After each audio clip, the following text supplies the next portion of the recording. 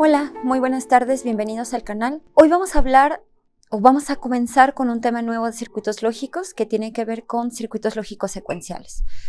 Si nosotros pudiéramos clasificar los circuitos lógicos desde el punto de vista de cómo se comportan estos con respecto al tiempo, tendríamos que decir que hay circuitos lógicos combinatorios como los que hemos estado viendo o de los que hemos estado hablando hasta el momento, pero también existen circuitos lógicos secuenciales. Esos circuitos lógicos secuenciales se caracterizan porque la variable tiempo ahora sí va inmersa y vamos a identificar un elemento llamado reloj, ahora en nuestros nuevos sistemas de circuitos lógicos, y entonces el reloj va a ser justamente una señal que, dependiendo si esa señal se encuentra en un cambio de estado de bajo a alto o de alto a bajo, que le vamos a llamar flancos de subida o flancos de bajada, que nos van a permitir establecer el comportamiento que tendría el circuito lógico dependiendo de las características que se están presentando en nuestras señales. Entonces, el primer concepto que nosotros tenemos que aprender sobre los circuitos lógicos secuenciales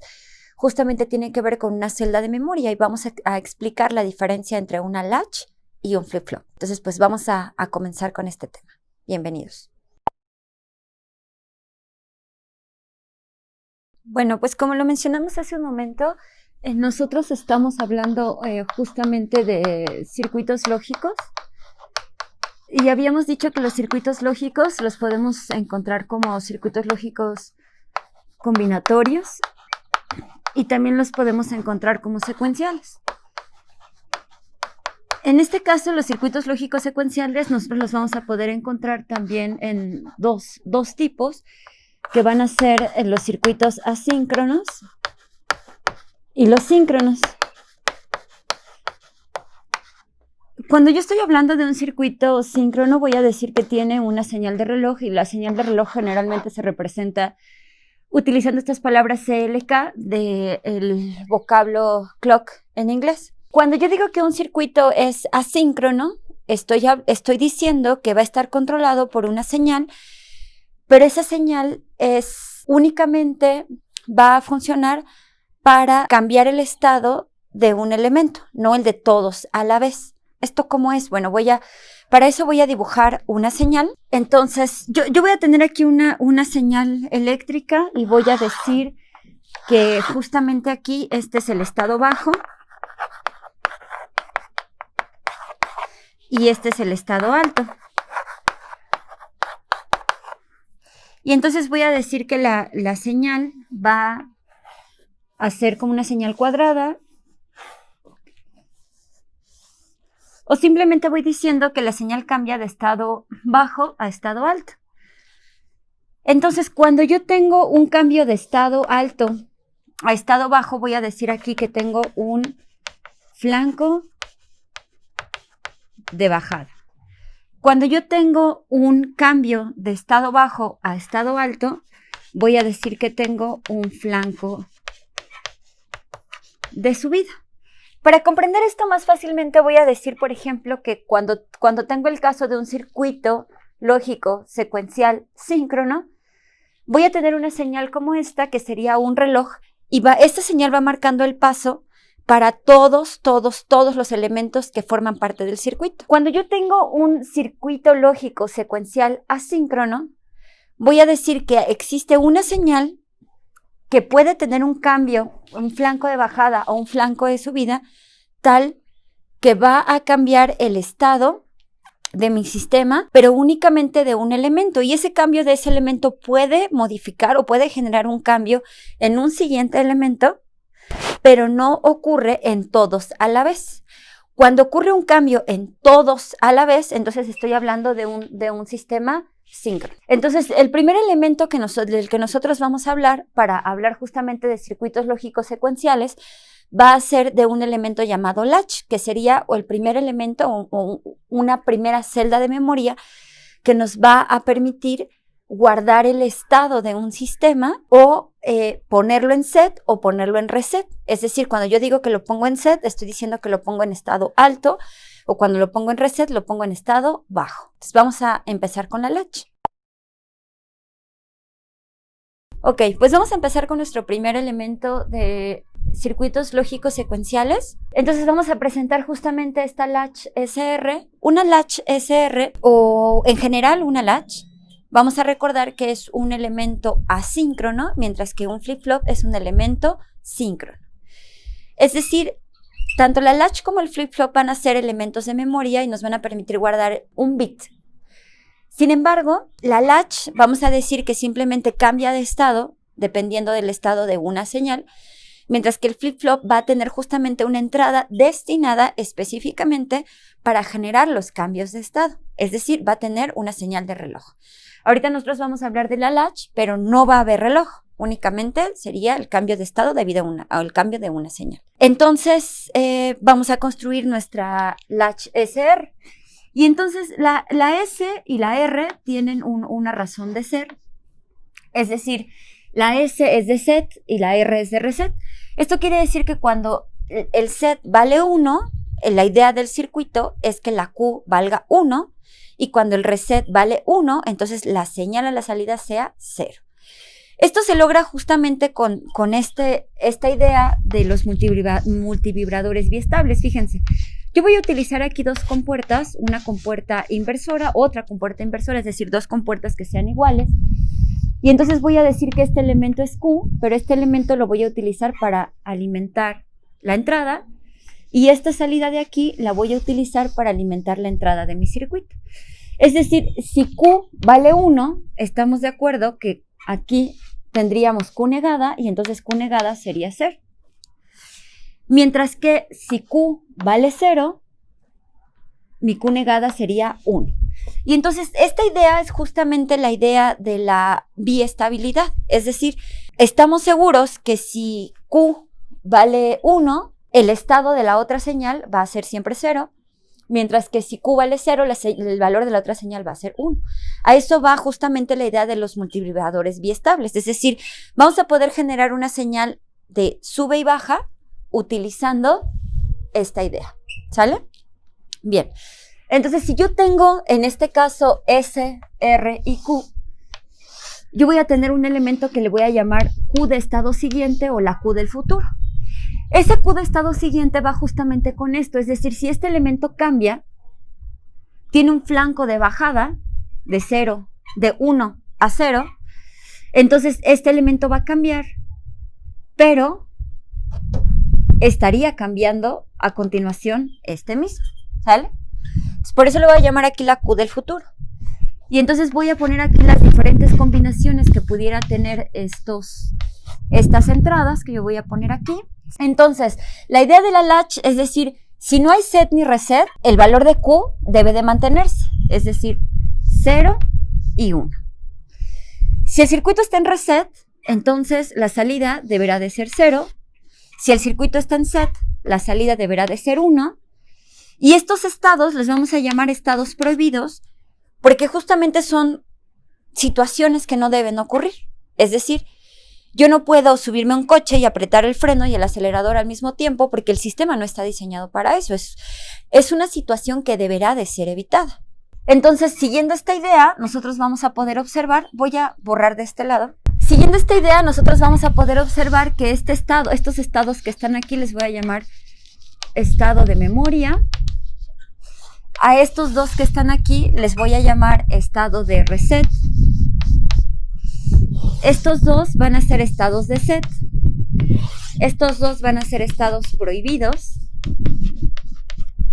Y entonces esto nos podría generar una tablita muchísimo más condensada, es decir, considerar únicamente S y R y Q de estado siguiente. Y entonces digo, en estado 0, pues tengo Q. En reset tengo 0. En set tengo 1. Y en este caso no se vale.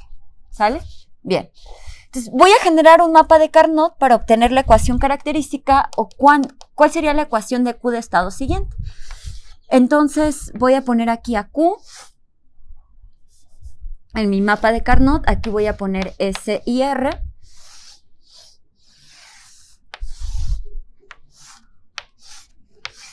Este sería 0, 0, este sería 0, 1, 1, 1 y 1, 0 y 0 y 1.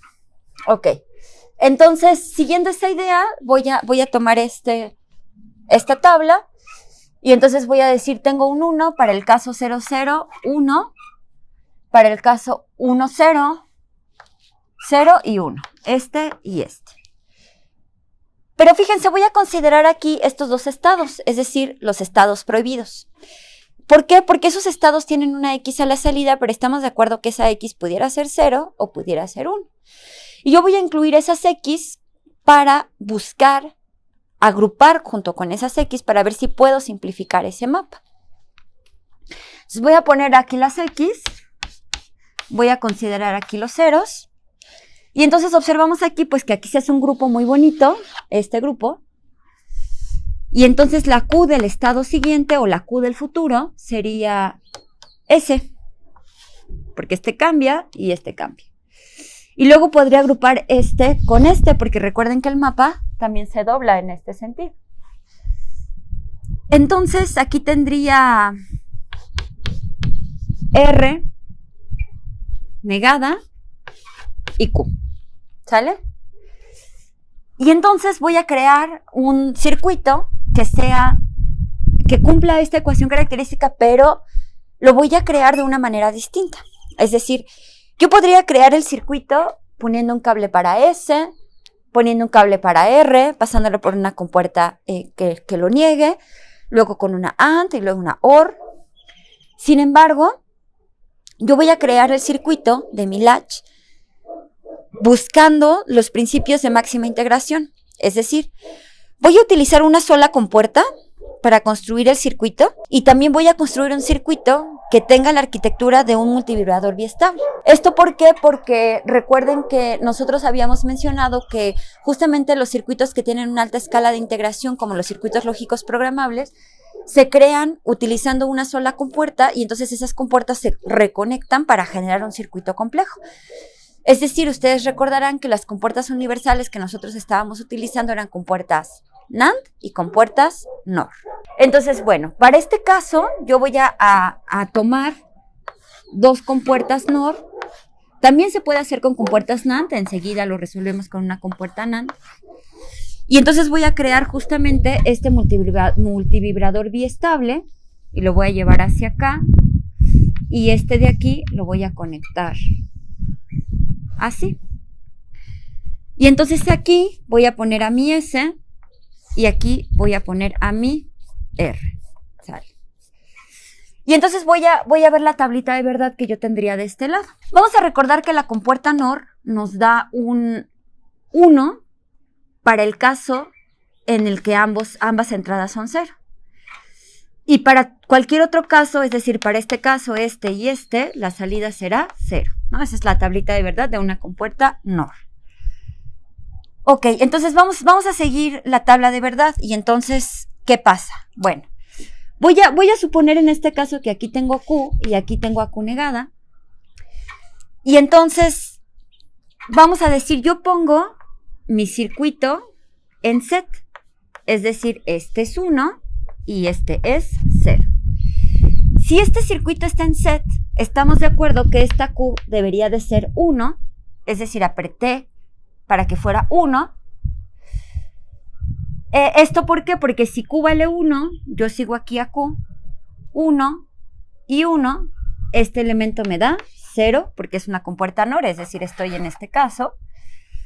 Y entonces 0 y 0 me dan 1.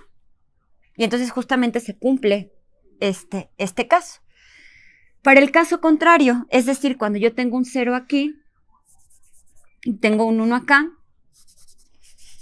estamos de acuerdo que Q sería 0. ¿Por qué? Porque si Q vale 0, me llevo aquí 0 y 0, me dan un 1 aquí, haciendo este caso. Y si yo tengo un 1 aquí y un 1 acá, este me va a dar 0. Ahí está. Y entonces, ¿qué pasa si yo me llevo, si hago aquí un 0? Si yo tengo 0 y 0, entonces yo diría, a ver, si Q vale 0 aquí, me lo llevo para acá, y este 0 y este 0 mantienen este 1. Ok, entonces ahora vamos a crear nuestra latch, pero utilizando compuertas NAND. Entonces, para el caso de las compuertas NAND, voy a dibujar aquí una compuerta NAND. Y aquí voy a poner otra compuerta NAND, así.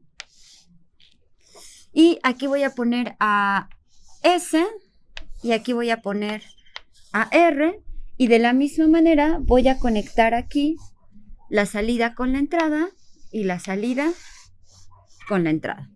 Vamos a recordar que la compuerta NAND nos da 1 para el caso en el 0, 0, 0, 1, 1, 0, y para el caso 1, 1 nos da 0, ¿no? Esta es la tabla de verdad de la compuerta NAND. Y entonces voy a considerar para este caso que yo voy a tener aquí la salida, las salidas Q, pero para el caso de la compuerta NAND voy a decir que aquí tengo, es decir, las salidas Q y Q negada. Y entonces vamos a analizar este circuito. Entonces voy a decir cuando S vale 1, estamos de acuerdo que eso debería de poner en set a nuestro circuito, es decir, Q vale 1, y entonces voy a decir 1 y 1 me va a dar 0 en Q negada, y entonces si set está en 1, pues estamos de acuerdo que reset está en 0. Y entonces esto está bien porque 0 y 0 me dan un 1 de este lado. Ok, vamos a analizar ahora el otro caso, el caso del reset. Para el caso del reset yo voy a poner un 1 aquí y un 0 de este lado, y estamos de acuerdo que eso me debería de dar un 0 en Q, y entonces digo 0 y 0 me dan un 1 en Q negada, y 1 y 1 me dan el 0 en Q, ¿no? Porque 0 y 0 me dan el 1 en Q negada, y 1 y 1 me dan el 0 en Q, ¿sale?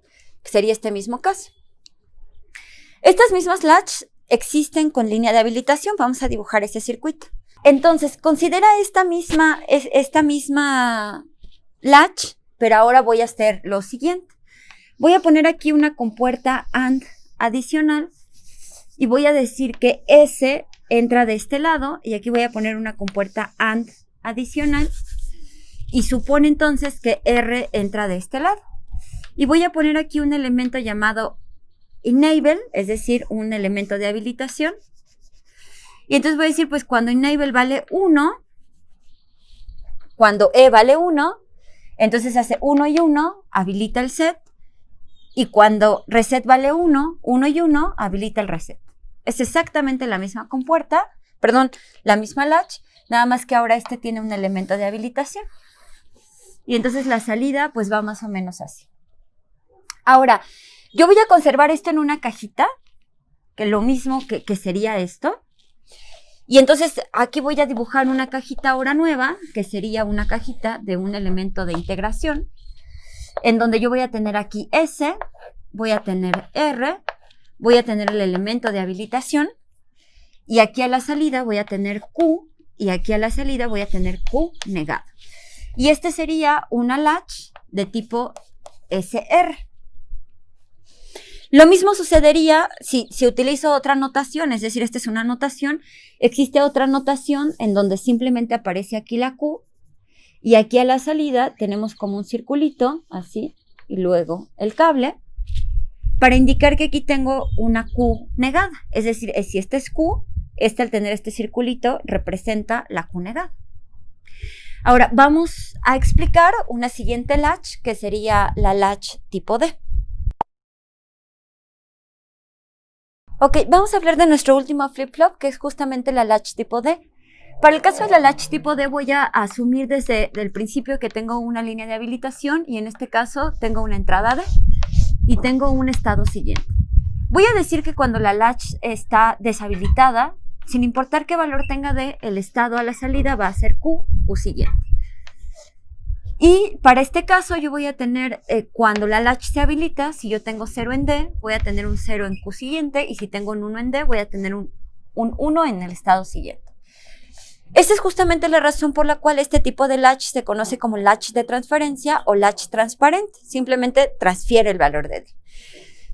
Ok, entonces voy a dibujar el diagrama de mi latch tipo D Pero observa que yo no voy a generar un mapa de Carnot, no voy a obtener una ecuación característica.